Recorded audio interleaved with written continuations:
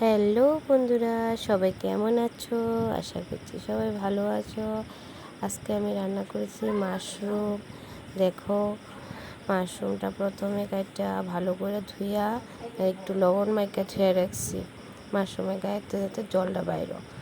তারপরে মশলার জন্য নিয়ে নিছি পেঁয়াজ, আদা, রসুন, মরিচ, জিরে গুঁড়া, ধনিয়া গুঁড়া এসব মিক্সিতে পেস্ট করে দিয়েছি।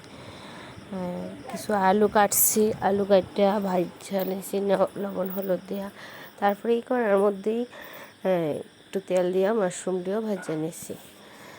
তা মাশরুম ভাজা তুললাম। এরপরে এই করার মধ্যেই তেল দিয়া একটু জিরা, তেজপাতা যে সম্বারও দিছি দিয়া মিক্সির যে মশলাটা পেস্ট করে রাখছি এটা দিয়ে দিছি।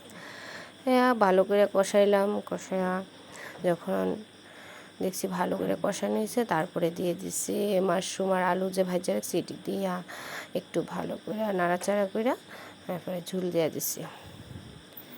তা তারপরে যখন গায়ে গায়ে মাখা হয় একটু গরম মশলা দিছি, তারপর নামাই নিছি।